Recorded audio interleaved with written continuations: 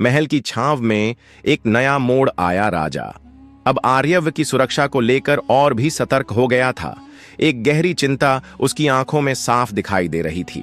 बंदरियां जो अब सिर्फ अपनी मां की तरह बच्चा देखती थीं, उसके दिल में एक खौफ था। वो चाहती थी कि राजा को सच्चाई पता चले, पर वो नहीं जानती थी कैसे। बताए। रानियों ने अब अपने अगले कदम की योजना बनाई। आर्यव को हमसे दूर करना ही होगा, बड़ी रानी ने कड़वी मुस्कान के साथ कहा। रानियां अब और भी सख्त हो चुकी थीं।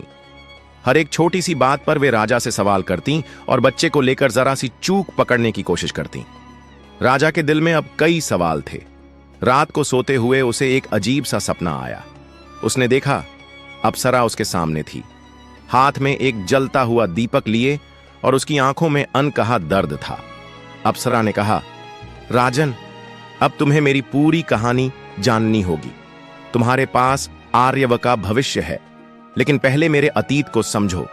राजा चौंक गया, और जैसे ही वह जागा, उसने अपने मंत्रियों को आदेश दिया, मेरे महल के भीतर कोई भी सच्चाई छुपी नहीं रहनी चाहिए। मैं सब कुछ जानना चाहता हूं। मंत्रियों ने गुप्त जासूसों को भेजा। जासूसों ने खोज शुरू की, और एक हफ्ते में एक चौंकाने वाला राज मिला। अप्सरा एक समय में राजा की पूर्व पत्नी थी, और उस समय वह एक शापित रानी थी। वह रानी जिसने राजा के प्रेम में धोखा दिया था, और जब राजा ने उसे छोड़ दिया था तो उसने खुद को वन में एक बंदरिया में बदल लिया। यह शाप भी अप्सरा की ही गलतियों का नतीजा था। इस खोज ने राजा को गहरे संकट में डाल दिया। क्या मैंने उसी बंदरिया को अपनाया है जो कभी मेरी पत्नी थी? उसने चुपके से कहा।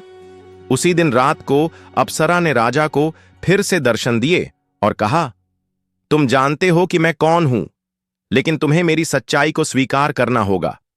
राजा ने कहा, मैं जानता हूं कि तुम अब जो हो वही सच्ची हो, लेकिन फिर भी इस राजमहल में तुझे और आर्यव को क्या सुरक्षित रखेगा?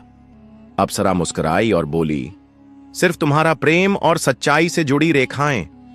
अगले दिन राजा ने अप्सरा को महल के मुख्य कक्ष में बुलाया और सब रानियों के सामने कहा, अप्सरा, अब हमारे साथ है और उसे हमारी पूरी रक्षा मिलेगी। जो भी इससे जूझेगा उसे सबक मिलेगा।